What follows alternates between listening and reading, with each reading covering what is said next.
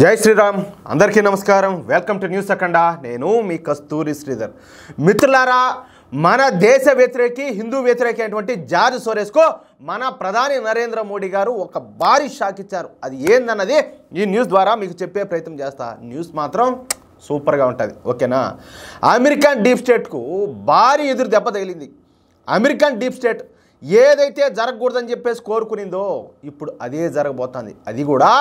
మోడీ గారి ద్వారా ఈ కార్యం జరగడం ఇక్కడ విశేషం అన్నమాట అమెరికన్ డీప్ స్టేట్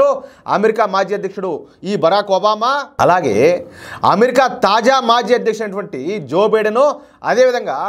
అమెరికన్ మహిళా నాయకురాలు కమలా హ్యారిస్ అదేవిధంగా చెప్పిన కదా ఇందాక మన దేశ వ్యతిరేకి హిందూ వ్యతిరేకమైనటువంటి జార్జ్ సోరెస్ వీళ్ళందరికీ కూడా ఉమ్మడి శత్రువులు ఇద్దరు ఉన్నారు ఒకరు మన దేశ ప్రధాని నరేంద్ర మోడీ గారు రెండవ వ్యక్తి రష్యా అధ్యక్షుడు పుతిన్ ఎందుకంటే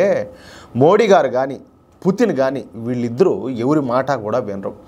ఎవరి ఒత్తిడికి కూడా లొంగరు తమ దేశ ప్రయోజనాలకే అధిక ప్రాధాన్యతనైతే ఇస్తారు తమ ప్రజల భద్రతకే ఎక్కువ మొగ్గు చూపిస్తారనమాట ఇక ఈ అమెరికన్ డీప్ స్టేట్ మాట అస్సలే పట్టించుకోరు ఎవడియా ఓడెవడు వాడు నాయన ఎవరు వాడి కథ ఏంది వాడు ఏది కహాని ఏంది వాళ్ళు చెప్పే మాటలు మనం వినాలా వాళ్ళు చెప్పినట్టు మనం నడుచుకోవాలా దానికోసం వేరే వాళ్ళు ఉంటారు వాళ్ళు ఎవరు కూడా మీకు తెలుసు బాగా అందుకే మన ప్రధాని మోడీ అన్న అదేవిధంగా రష్యా అధ్యక్షుడు పుతిన్ అన్న ఈ అమెరికన్ డీప్ స్టేట్కు అదేవిధంగా వాళ్ళకు సపోర్ట్ చేసే గుంపుకు ఒళ్ళంతా కూడా మంట అందుకే అప్పటి అమెరికా అధ్యక్షుడు జో బైడెన్ రష్యాను ఉక్రెయిన్ పైన దాడి చేసేలా పురిగొల్పి ఆ తర్వాత ఉక్రెయిన్ భుజం మీద తుపాకీ పెట్టి రష్యాను కాల్చాలని చెప్పేసి ప్రయత్నం చేశాడు చూడండి ఎంత తెలివితేటలు చూడండి అది తెలివితేటలు అన్నీ కూడా రష్యా పైన ఆర్థిక ఆంక్షలు విధించాడు రష్యన్ ఆయిల్ పైన ఎగుమతులు దిగుమతులపైన ఇలా మొత్తంగా రష్యా పైన 10,000కు పైగా ఆంక్షలు విధించారు మీరు వింటాది నిజమే రష్యా పైన విధించిన ఆంక్షల సంఖ్య 10,000కు పై మాటే ఎవరైనా అయితే తట్టుకోగలుగుతారా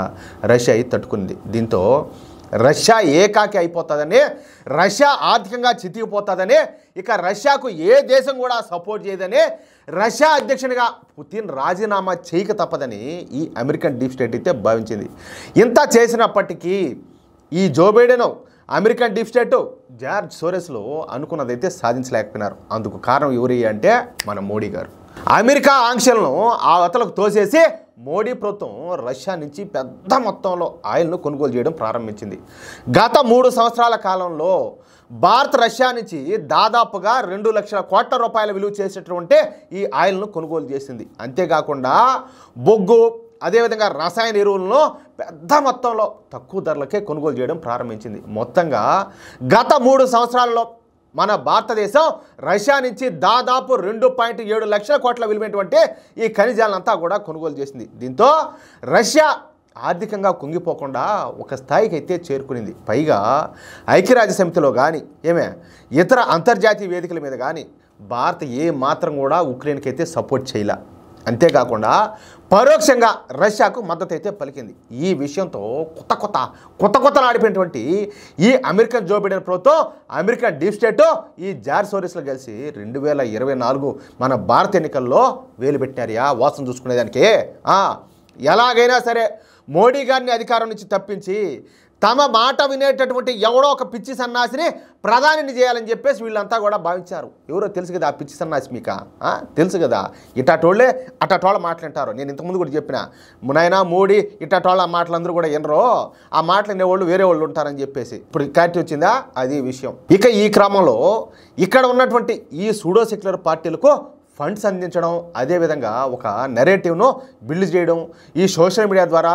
మోడీ గారి పైన లేనిపోని విమర్శలని కూడా చేయడం వంటి పనులన్నీ కూడా చేశారు పెద్ద ఎత్తున ఈ బీజేపీ పైన అబద్ధాలను ప్రచారం చేయించారు ఇదంతా కలిసికట్టుగా ఆడినటువంటి ఆట అన్నమాట ఇదంతా పెద్ద కుట్ర ఇదంతా దండుపాలెం బ్యాచ్ మాదిరి వీళ్ళంతా కూడా ఏకమైనారు ఏది ఉండేటటువంటి సూడో సెక్యులర్ పార్టీలు ఈ సూడో సెక్యులర్ పార్టీలకు సంబంధించినటువంటి నాయకులు హిందూ వ్యతిరేకులు ఈ American deep state George Soros ఈ ముసలి మొత్తక ఈడు జో బైడెన్ గాడు ఇట్టోళ్ళంతా కూడా గుంపోయినారనమాట అంతా దండుపాలెం అంతా వీళ్ళంతా కూడా అయినప్పటికీ కొద్దిలో మన భారతీయ జనతా పార్టీ తప్పించుకొని తన మిత్రపక్షాల సాయంతో మోడీ గారు 3వసారి ప్రభుత్వాన్ని అయితే ఏర్పాటు చేశారు అయినప్పటికీ మోడీ ప్రభుత్వాన్ని కూల్చడానికి ఈ జో బైడెన్ ప్రభుత్వం అదేవిధంగా ఈ అమెరికన్ డీప్ స్టేట్లు నానా రకాల పన్నాగాలు కూడా వన్నారు 2 రోజులు వచ్చేసి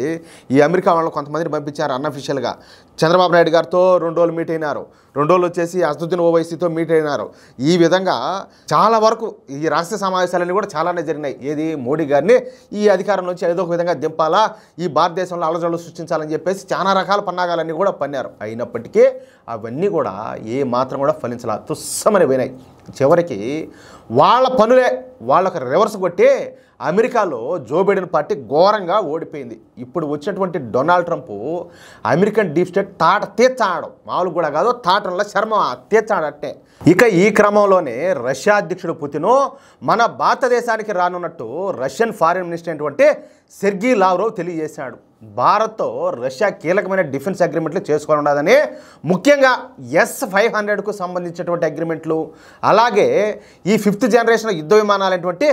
Su-57కు సంబంధించినటువంటి అగ్రిమెంట్లతో పాటు రష్యన్ లాజిస్టిక్స్ను భారత్లోనే తయారు చేసేలా అతి పెద్దదైనటువంటి మెగా అగ్రిమెంట్ను చేసుకున్నట్టు ఈ రష్యన్ ఫారిన్ మినిస్టర్ అయితే తెలియజేశాడు. ఇక్కడ అమెరికన్ డీప్ స్టేట్కు భారీ షాక్ ఎందుకని చెప్పేసి హెడ్డింగ్ పెట్టినారంటే, రష్యా నుంచి S-500 సిస్టమ్స్ను ఎవరు కూడా కొనకుండా ఉండేటట్టు ఈ అమెరికన్ డీప్ స్టేట్ ఆంక్షలను విధించేలా చేసింది. కానీ ఇప్పుడు మన భారతదేశం ఈ S-500 సిస్టమ్స్ను కొనుగోలు అయితే చేయబోతోంది. అలాగే రష్యా యుద్ధ విమానాలను ఎవరో కొనుగోలు చేయకుండా ఆంక్షలు విధించారు. కానీ ఇప్పుడు ఈ రష్యాకు చెందినటువంటి ఈ Su-57లను భారత్ కొనుగోలు అయితే చేయనున్నది. అలాగే ఈ రష్యాకు చెందినటువంటి ఈ డిఫెన్స్ లాజిస్టిక్స్ను ఏ దేశం కూడా తయారు చేయకూడదని చెప్పేసి ఆంక్షలు విధించారు. కానీ ఇప్పుడు రష్యానే మన దేశం వచ్చి మన మేక్ ఇన్ ఇండియాలో రష్యన్ లాజిస్టిక్స్ని అయితే తయారు చేయబోతోంది. ఇక రష్యా అధ్యక్షుడైనటువంటి పుతిన్ను అంతర్జాతీయ క్రిమినల్గా ముద్ర వేసి పుతిన్ను భారత్కు రానికుండా చేయాలని చెప్పేసి చాలా రకాలుగా ప్రయత్నాలు చేశారు. కానీ అతి త్వరలోనే పుతిన్ భారత్లో పర్యటించనున్నారు. ఈ పర్యటనలో ఒక్కొక్కరికి వల్ల డిక్కీలు పగిలిపోయేటట్టు ఒప్పందాలు అయితే ఉంటాయని చెప్పేసి మనకు స్పష్టంగా తెలుస్తుంది. మొత్తం మీద